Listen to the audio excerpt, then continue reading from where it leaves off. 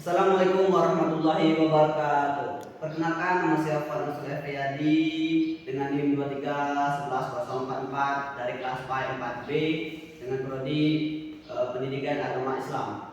Nah, di sini saya ingin membuat tugas UAS matkul Masail Fikih. Nah, baik, tanpa berlama-lama langsung saja kita ke soal yang pertama. Baik, soal yang pertama yaitu tentang bayi tabung. Penjelasannya sudah ada pada makalah atau file yang dikirimkan oleh Bapak. Nah, langsung saja ke soal yang pertama. Berikan analisis terkait hal tersebut, yaitu tentang bayi tabung. Nah, bayi tabung adalah proses alternatif di mana bayi tabung ini adalah teknik produksi sebuah keturunan yang menggunakan alat di laboratorium. Nah, bayi tabung ini bermanfaat untuk menghasilkan keturunan dari sel telur dari suami dan dari istri. Nah, dalam perspektif hukumnya, bayi tabung ini di beberapa negara ini sangat diatur secara ketat, tetapi di Indonesia diperbolehkan dengan alasan karena suami dan istri itu tidak bisa mendapatkan keturunan atau bahkan sulit mendapatkan keturunan, sehingga suami dan istri harus menggunakan alternatif seperti bayi tabung dengan menggunakan alat-alat atau teknik yang ada pada laboratorium. Nah, pada pandangan Islam atau hukum Islamnya, bayi tabung ini diperbolehkan karena untuk hal yang baik atau hal positif, yaitu mendapatkan keturunan. Tetapi bayi tabung ini boleh dilakukannya dengan cara atau metode yang dimana agama Islam itu memperbolehkannya, ataupun dengan cara yang memiliki batas.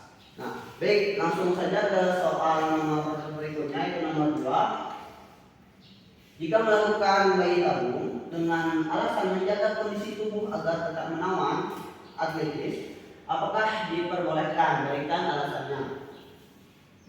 Baik, kita melakukan bayi tabung dengan alasan untuk menjaga tubuh agar atletis itu tidak diperbolehkan, ya.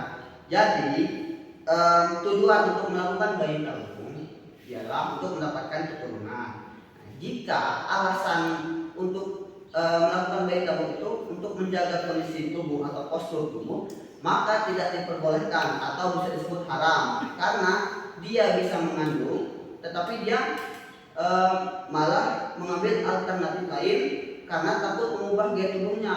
Padahal peran istri itu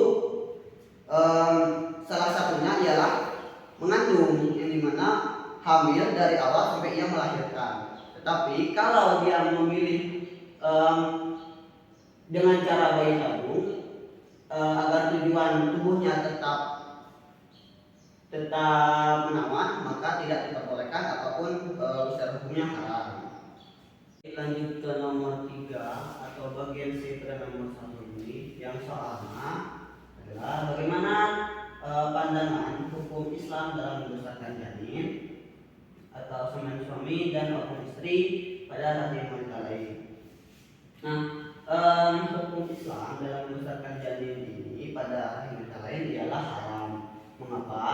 Karena janin yang akan dilahirkan atau keturunan yang akan dilahirkan tadi akan mengalami kebingungan tentang nasabnya, antara kepada ibu kandungnya ataupun kepada ibu yang mengandungnya.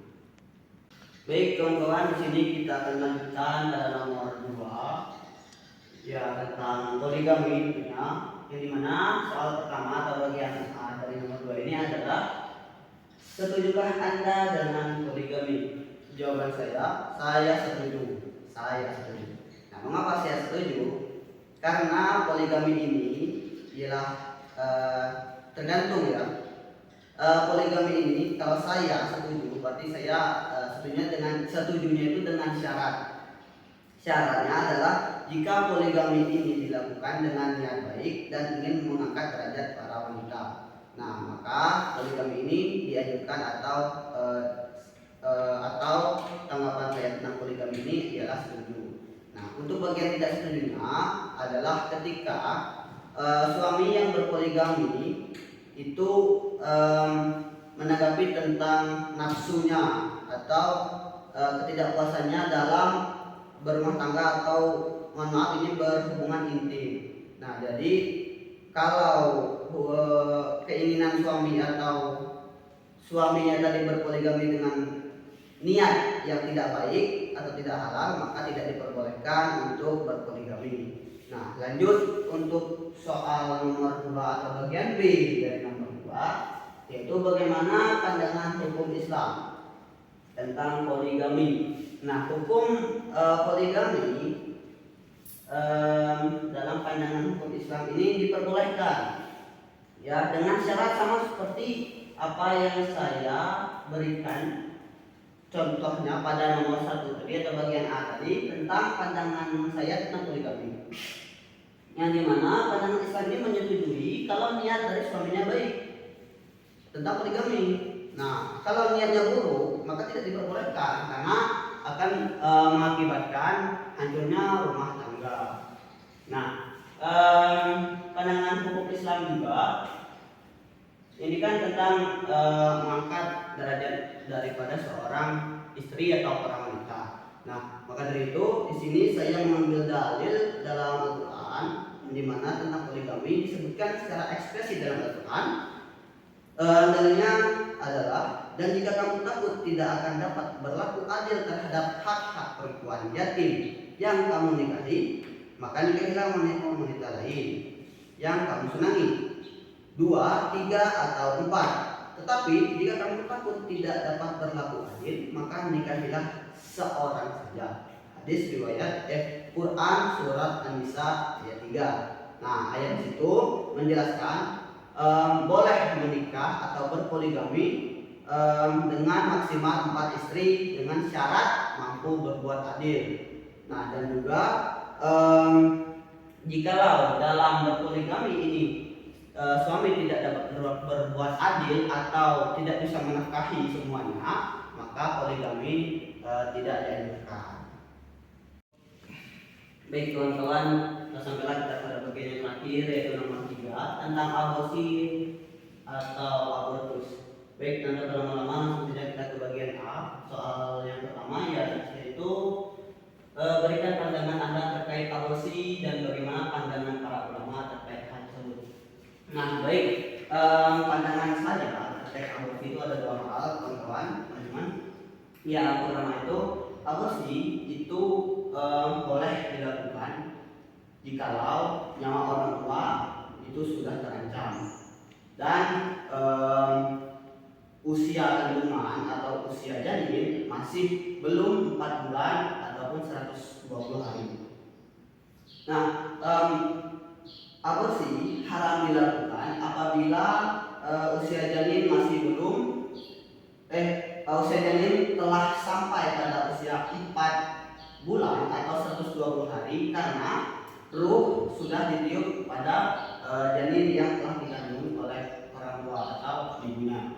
Nah, dan juga aborsi haram dilakukan kalau sang janin tadi hanya memiliki sedikit cacat ataupun tidak mengalami masalah. Itu misalnya ada kendala seperti cacat ataupun masalah pada janin tersebut. Nah, pandangan para ulama terkait hal tersebut adalah, menurut saya pandangan para ulama, saya mengambil mazhab Imam Syafi'i. Nah, pandangan Imam Syafi'i, aborsi boleh dilakukan seperti yang sudah saya jelaskan tadi. Aborsi boleh dilakukan apabila usia janin itu tidak lebih dari 4 bulan atau 120 hari. Tetapi jika sudah lebih dari 4 bulan atau 120 hari, maka janin itu haram untuk digugurkan atau diaborsi karena ruh telah ditiup kepada janin yang telah dikandung oleh orang tua tadi atau kepada ibu tadi. Nah, baik, lanjut kawan-kawan pada bagian kedua atau nomor 2 pada aborsi atau abortus tadi, yaitu soalnya adalah bagaimana jika melakukan aborsi dengan alasan terindikasi bahwa anak yang lahir nanti cacat, apakah boleh atau haram? Berikan ketentuan hukumnya. Nah, baik, jika anak yang akan lahir nanti cacat, boleh atau tidaknya, boleh atau haramnya itu memiliki 2 pendapat juga, yang dimana anak yang cacat tadi boleh diaborsi atau boleh digugurkan jikalau cacatnya tadi itu yang pertama bisa membahayakan nyawa sang ibu, ataupun cacat yang diderita oleh sang janin itu tidak mengakibatkan atau membahayakan nyawa janinnya sendiri. Nah, yang mengakibatkan haram untuk diaborsi atau digugurkan ialah kalau anak yang lahir tadi itu tidak mengalami cacat secara serius. Nah, maka dia haram untuk haram untuk diaborsi. Dan juga kalau janin itu baik-baik saja, tidak bermasalah, dan juga tidak mempengaruhi nyawa ibu untuk dia melahirkan janin tersebut, maka haram untuk janinnya itu diaborsi. Nah, untuk ketentuan hukumnya pada anak yang cacat tadi itu tidak boleh diaborsi kalau tidak membahayakan nyawa anaknya, tidak membahayakan nyawa ibunya ataupun anaknya. Tapi kalau si aborsi ini membahayakan untuk nyawa ibunya atau anaknya, maka boleh untuk aborsi. Baik, langsung saja ke bagian terakhir atau C pada nomor 3 ini. Berikan solusi terbaik dari tindakan aborsi. Baik, berikan solusi terbaik tentang tindakan aborsi. Baiklah kawan-kawan. Jadi pada bagian terakhir ini kita kembali kepada kita pribadi masing-masing, yang dimana kalau sebelum terjadinya kehamilan atau yaitu proses kehamilan di luar nikah, kita harus menjaga pergaulan bebas kawan-kawan. Terkait tentang aborsi ini juga, kita sebagai manusia atau remaja untuk masa sekarang ini, zaman sekarang ini masih banyak kekurangan, masih banyak yang belum dipelajari, masih bisa upgrade diri tentang apa yang kita mau selanjutnya. Jadi untuk kawan-kawan diharapkan bisa menjaga pergaulan, apa yang kita mau ke depannya itu masih banyak, masih bisa kita ekspor, apapun yang masih ingin kita lakukan itu masih banyak kawan-kawan. Jadi untuk masalah aborsi ini, pertama-tama kawan-kawan jauhilah pergaulan bebas atau bahkan berpacaran ataupun sampai berhubungan di luar nikah. Nah, untuk kawan-kawan semoga bisa untuk melakukan semua hal yang saya sampaikan tadi, karena dapat mengakibatkan yang fatalnya adalah ini, yaitu kehamilan di luar nikah ataupun sampai pada titik terfatal, yaitu bisa aborsi ataupun menanggung malu karena melahirkan anak tapi keadaannya masih belum menikah. Nah, solusinya yang mungkin saya bisa berikan, yang mungkin per poin yang akan saya kasih, yaitu pertama, jauhilah pergaulan bebas kawan-kawan. Terus kalau bisa jangan berpacaran, upgrade lah diri kalian sebisa-bisanya, explore lah dunia yang kalian mau, apa yang kalian bisa, dan ya itulah mungkin yang bisa saya sampaikan untuk per poin tadi. Tapi kalau terjadi, saya mungkin akan mengasih solusi kepada kawan-kawan terkait aborsi ini. Semoga jangan dilakukan kalau memang tidak berdampak fatal pada lingkungan sosial ataupun keluarga. Tetapi kalau memang sudah terjadi atau sudah fatal dan mungkin kawan-kawan sudah menyesal, maka mau tidak mau mungkin kawan-kawan akan melakukannya. Ya mungkin cukup sekian presentasi dari saya terkait 3 materi yang saya jelaskan tadi terkait bayi tabung, poligami, dan aborsi atau abortus ini. Saya ucapkan terima kasih telah menonton dan saya pamit undur diri. Wabillahi taufiq wal hidayah. Assalamualaikum.